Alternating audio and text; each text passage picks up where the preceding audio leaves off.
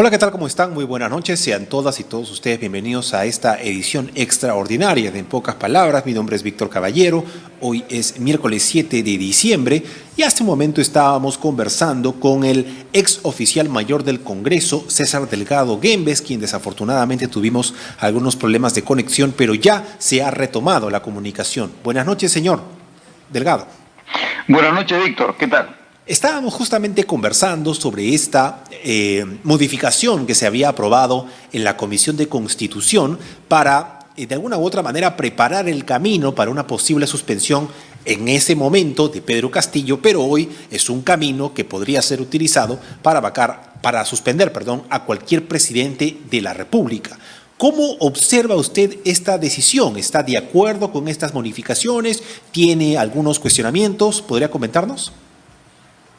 Bueno, en principio, en el momento en el que se presenta el proyecto del señor Alejandro Muñante, todo parecía indicar que estaba dirigido a la suspensión del presidente Castillo.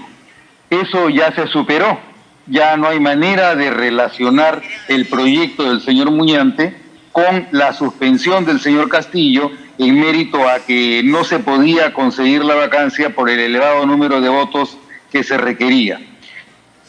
En estas circunstancias, luego de la vacancia del señor Castillo y el procesamiento del que debe ser objeto ante la Fiscalía y el que será objeto también ante el Congreso por delitos cometidos en el ejercicio de la función y por infracciones de la Constitución, nada impediría que se aprobara esto porque no existe ningún elemento de juicio en este momento que haga pensar que se dirige a nadie. Ya no existe la figura de la persona que generaba las discrepancias y las dificultades para vacar, en razón de lo cual se pensaba en la suspensión.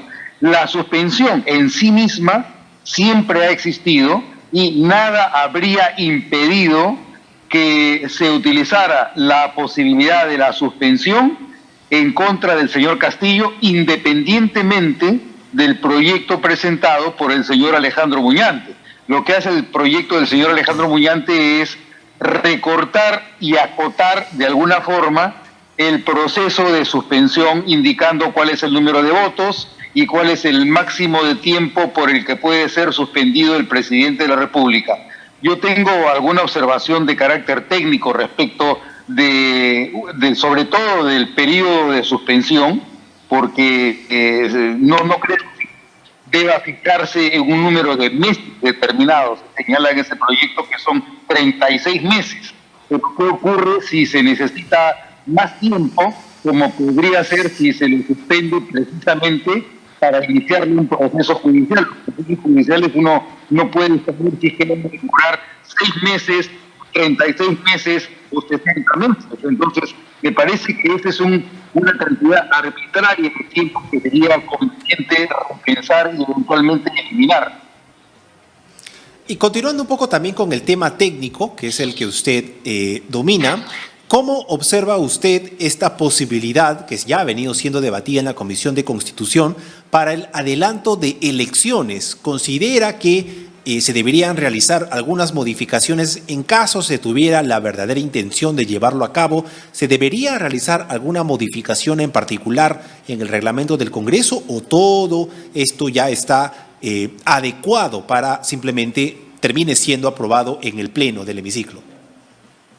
Bueno, en principio, para poder producir el adelanto de elecciones generales hay dos alternativas. La primera habría sido que la señora Dina Boluarte renuncie, como había anunciado, a la vicepresidencia, en cuyo caso tendría que haber asumido la presidencia de la República el presidente del Congreso para convocar a elecciones.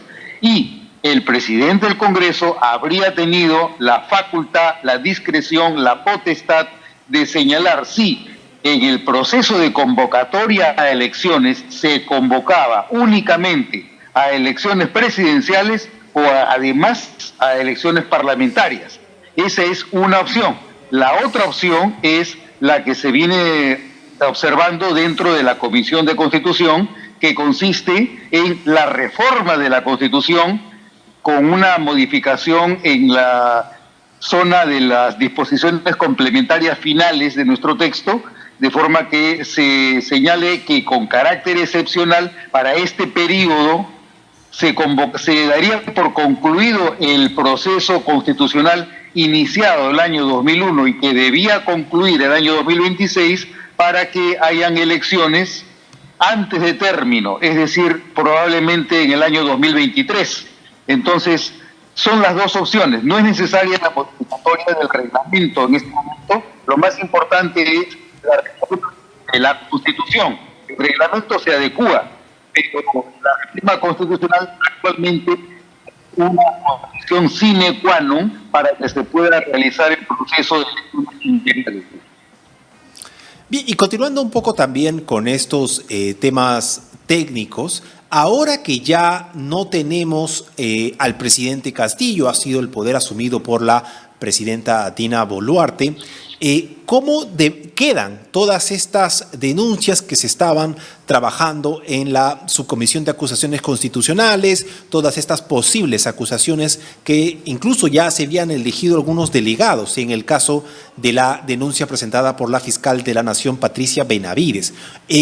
Hablando un poco del tema técnico, ¿cómo quedan estas investigaciones? ¿Se continúan, entran a una etapa particular o simplemente quedan ahí?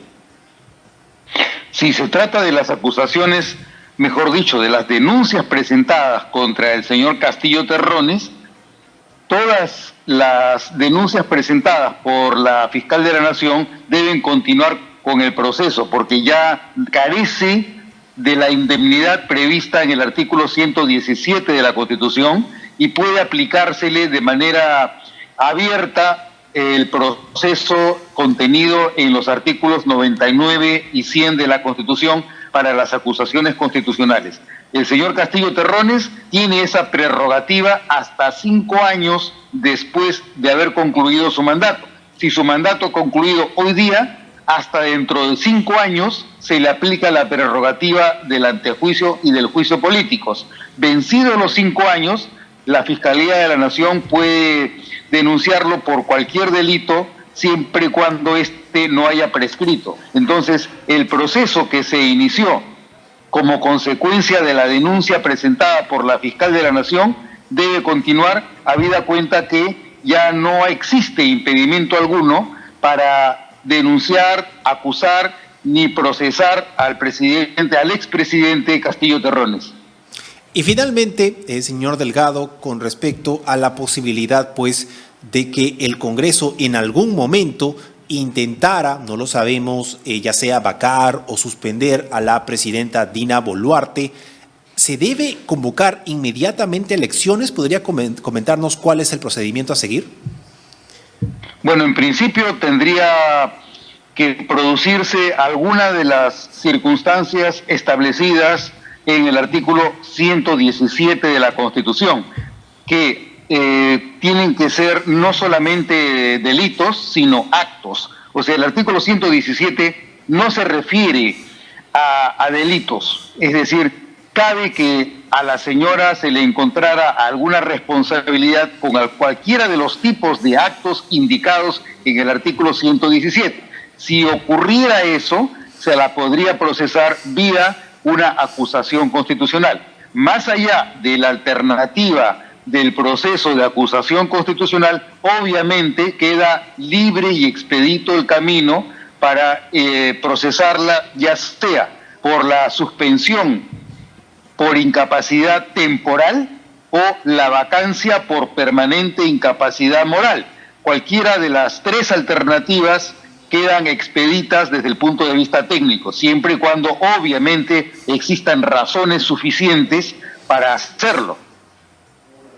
Bien, ha sido el ex oficial mayor del Congreso, César Delgado Guembes, quien ha tenido la inmensa amabilidad de atendernos el día de hoy. Muchas gracias. De nada, Víctor. Buenas noches. Buenas noches.